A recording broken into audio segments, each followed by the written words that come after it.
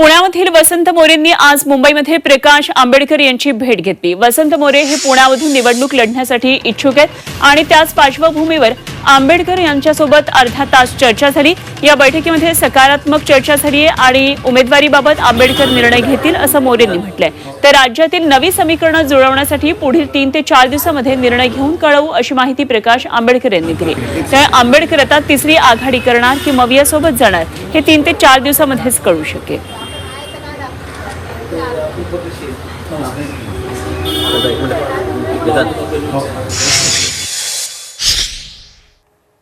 आंबेडकर साहेब यांनी मला इथं बोलवलं आणि मला एवढा वेळ त्यांनी दिला आणि या वेळेमधून अतिशय चांगल्या प्रकारची चर्चा झालेली आहे। येणाऱ्या 1-2 दिवसांमध्ये ज्या स्तरावरती चर्चा व्हायच्यात मोठ्या, आज माझा पहिलाच दिवस आहे। आम्ही पहिल्यांदाच चर्चेला आलोय।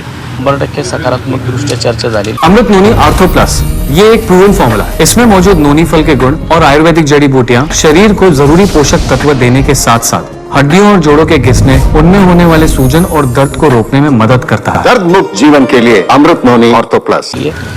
आणि त्याचं फलित हे पुणे लोकसभेचा खासदार हा या सगळ्या विचारातून होईल याची मला पूर्ण खात्री आहे।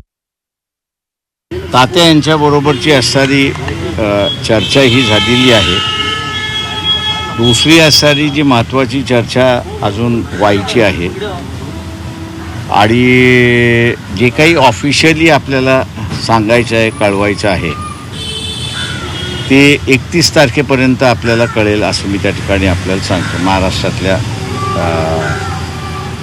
नव्या राजकारणाची सुरुवात कशी होईल आणि ते कोण कोण करणार आहेत त्या सगळ्या याच्या संदर्भातलं असणारं जे आहे ते अधिकृतरित्याने 31 तारखेपर्यंत किंवा 1 तारखेपर्यंत आपल्या सगळ्यांपुढे मांडल्या जाईल। तर 31 किंवा 1 पर्यंत हे कळवलं जाईल। तर पुण्यामधून ही तिहेरी लढत कशी होऊ शकते त्याचं हे चित्र आहे। अपक्ष वसंत मोरे, काँग्रेसकडून आहेत रवींद्र धंगेकर, तर भाजप मुरलीधर मोहोळ।